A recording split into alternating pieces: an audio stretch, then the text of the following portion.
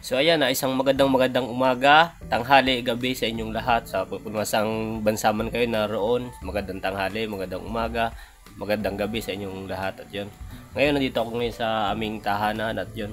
At ngayong araw, magde-day off muna kami ngayong araw. So wala muna tayo, hindi muna tayo lalabas ngayon, hindi muna tayo pupunta sa mga beneficiary natin. Ngayong araw, lalaan natin itong araw na ito para sa, syempre dito sa tahanan, kung ano yung magagawa dito. At sila Marcos kasi may nilalakad sila sa diet na personal na nila yon, kaya yun sabi niya nila mag-day muna tayo, kaya yun dito tayo ngayon sa bahay. So ngayon ang gagawin natin is papakita ko sa inyo itong kapaligiran namin dito, kung ano yung meron dito sa kapaligiran namin, kasi nung vlog natin, nung prank natin kay Marcos, maraming natuwa dito sa namin, sa surroundings namin dito sa kapaligiran namin. Although hindi sa amin lupa ito, pero kami rin naman yung parang nangangalaga doon sa mga tanim dito, kaya yun, papakita ko sa inyo kung ano pa yung mga nandito na minsan ibibigay natin kay Marcos, katulad nung minsan ng mga prutas na ganyan, kung ano yung mga dinadala ko doon pagka minsan alam ko, kasi dito sa amin yung mga kapatid ko dito, tsaka sila mama, sila papa, since nandito lang naman yung mga tanim, nandito lang naman lahat nung kung gusto nilang kumuha, kung gusto nilang kumain ng ganung prutas, dito lang kukuha lang, pipitas lang dito. Kaya sila halos mga sawa na rin siguro, at nandito lang naman sa tabi namin. Sila Marcos yung kasi nila, yung sa bahay nila, yung sa inuupahan nila is walang masyadong doon, walang masyadong tanim doon. Kaya minsan sa akin sila nagsasabi na, oh, may bunga yung nyo doon, dalhan mo kami dito. Yun, ganoon ang iniinaan nila sa akin. Kaya yun, so ngayon papakita ko sa inyo kung ano yung mga meron dito sa bakuran namin. Diyan syempre, yan sa baba natin ay yung service natin, si Berting. Yan yung manggahan, ano po yan, apple mango yan, yung kulay, may kulay pula siya na mangga. Kaya lang wala ngayong bunga kasi hindi pa tagbunga ngayon yan. So nauna yung iba, yung mga nandun. May mangga doon na normal lang mangga, yung native ay Indian mango yan. Tapos meron tayo dito syempre, meron tayo dyang langka, may bunga na yun, oh. Yan, sa mga tatakam dyan sa langka, junk fruits. Yan, meron tayo nyan. Siyempre, mga bulaklak dito. Kompleto tayo dito ng sa bakuran natin. Yan. Meron tayo dyan sili. Yan, mga sili. Kaya hindi na kami nabili ng sili, kasi may sarili kami tanim na sili. Yan yung ating bakuran. Yan, langka na naman. Itong langka na ito, wala na itong bunga kasi naanin na namin noong nakaraan. Yan, pinag-anihan namin. Mahilig kasi kami dito maggulay. Dito lang yung mga gulay, kaya nagugulay na kami dito ng langka, ng papaya. Yan, yung mga papaya namin. Yan. Mamaya susungkitin natin yung ilang peraso na yan at gugulayin naman natin mamaya, kasi wala tayong ulam mamayang hapon. Yan. Meron tayo itong liputi. Wala pa lang bunga ngayon. O, lipas na. May mga bagsak na liputi dyan.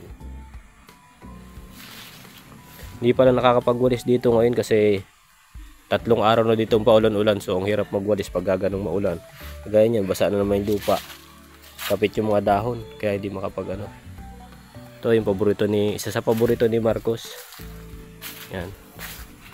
Kakao. Yan, may bunga pang isa. Yan.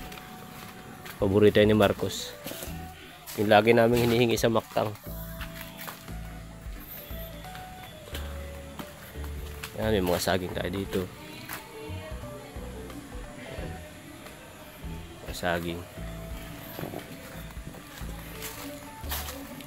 Yung mga nag-uulam dyan ng laing o gabi or laing, saging. Yan, mga tanim to nila ni mama. Si mama kasi mahilig magparatanim ng kung ano-anong mga gulay. Yung kasi talaga yung pinakang pinakang libangan niya. Yan, may malunggay dyan. Tapos dito may kangkong dyan.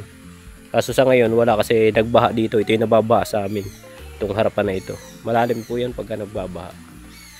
Kaya sa ngayon yan pa lang yung kangkong. Yan, may guyabano tayo dyan. At syempre may bayabas.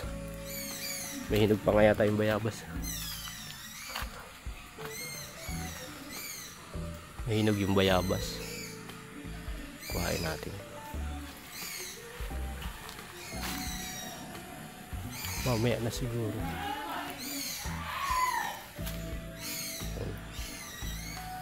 Nandiyan mga laing. Guyaba no. Doon tayo sa taas.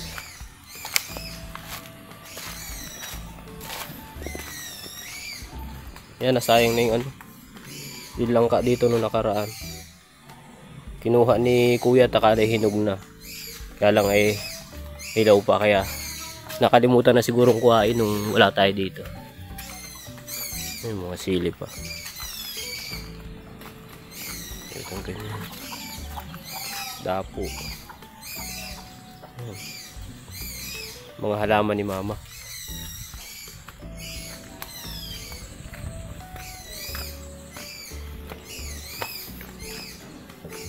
Yun, dito naman tayo sa likod.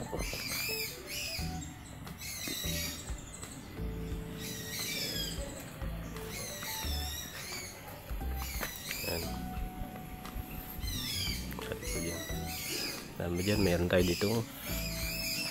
May kalamansi. Tapos dito yung paborito ni Alma. Paborito ni Alma at saka ni Marcos yun. Tawag dito, avocado. Balikod.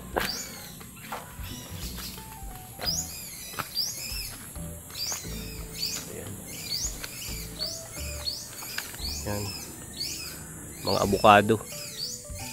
Paborito ni Alma at saka ni Marcos. Meron tayo dyang santol.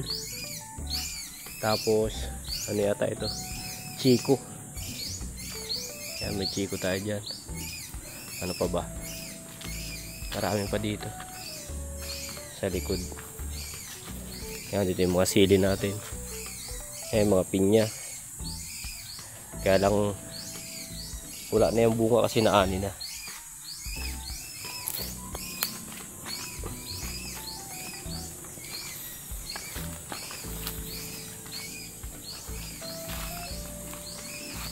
Yan. Mga nyug dito.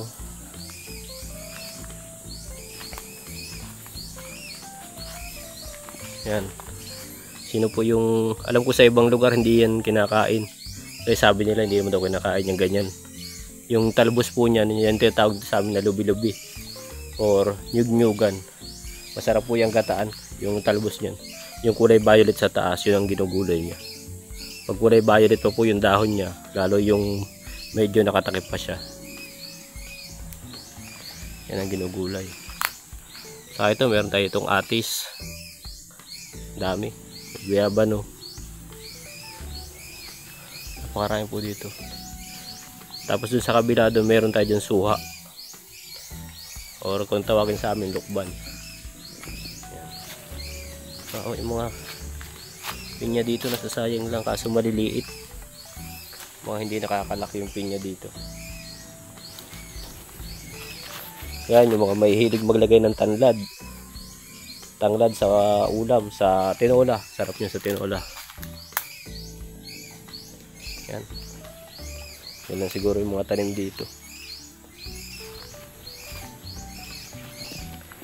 Dami. Dahil po mga tanim dito. Kasi yun talagang hilig nung mama ko. Mahilig siya magparatanim. Mas marami pa siyang tanim doon sa kabilang bahay namin, sa bahay ng kapatid ko. May bahay yung kapatid ko doon, malapit sa may kila Tatay Budoy, doon sa pinupunta namin doon. At doon mas makita niyo yung mga ano niya doon. Mayroon doon lupa na pinahiram sa kanya para pagtaniman. Yun lang, ang kapalit lang noon is nalilinisan niya yung yung lugar yung lupa nung may-ari. Yun lang yung pinakakapalit niya. Pinayagan siya doon magtanim. Marami siya doon kamote, maraming kamuting kahoy, saka mismo yung kamote mismo. Meron siya doon, may mga mani. Yun, napakahilig magtanim ni mama. Yan. Ayan yung bahay natin. Yung bubong namin. Mamaya akyatin ko yung palang bubong. Kasi may tumutulo doon sa parte doon. sa may kwarto ko. Yan, may tumutulo dyan. So akyatin natin yan mamaya. Inaantay ko lang yung kapatid ko kasi nagpunta sa kabilang doon sa tindahan, bumibili ng mga pangrekado at magluluto tayo mamaya ng papaya, ginataan. Magagata tayo mamaya ng papaya. So yun. At yan lang yung mga ano namin dito. Meron tayo dong daranghita sa may parte doon sa harapan. May puno tayo dyan ng daranghita, tatlo, bali ano yan, 2 puno. Tapos yun, yung ano na yun, bunga. Yan. Yung mga matatanda noon na mahilig magnganga. Yung mga nagnganga doon. Yan, may bunga dito. So ayun, napakaraming pwedeng pakinabangan dito. Talagang ano lang, masipag lang maglinis ng lupa, magtanim. Tapos syempre yun ding laging pagpapausok tuwing hapon. Yun din yung isang nakapagpaganda ng mga tanim namin dito, kasi si mama minsan sa umaga siya nagpapausok na ng mga ano dito ng mga dahon. Nagsusunog siya ng mga dahon-dahon, ng mga pwedeng sunog dito. Huwag lang yung mga plastic kasi masyadong bawal yung gano'n. Pero yung mga dahon, yan, maganda yan dito, susunugin dito. Yung mga damo, susunugin mo siya dito, pausukan mo yung mga tanim, saka yung dun sa sa harapan. Yun, nakakaganda yun ng mga tanim dito. Kaya mabilis mamunga yung mga mangga dito. Mabilis lumaki yung mga tanim dito kasi ganun nga ginagawa.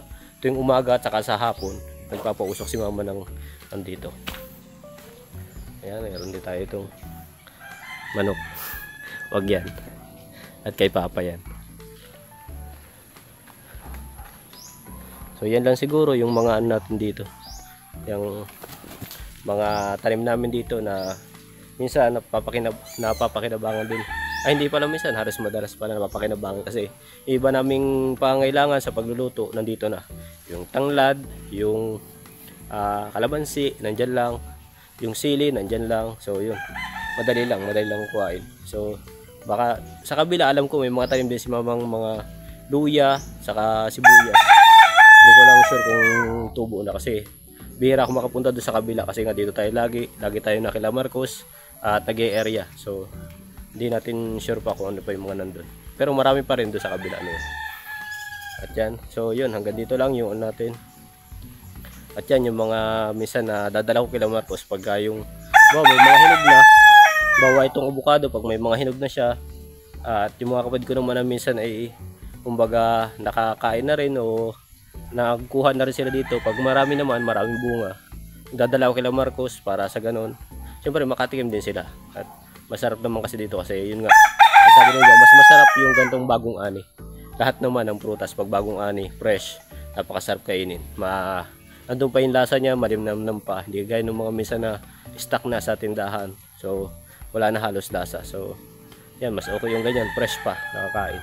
Katulad nung dinala natin doon ng mangga na bagong ani, tuwan-tuwa sila kasi nga, yun nga, okay daw ang lasa, sobrang sarap na kasi nga bagong kuha natin yun.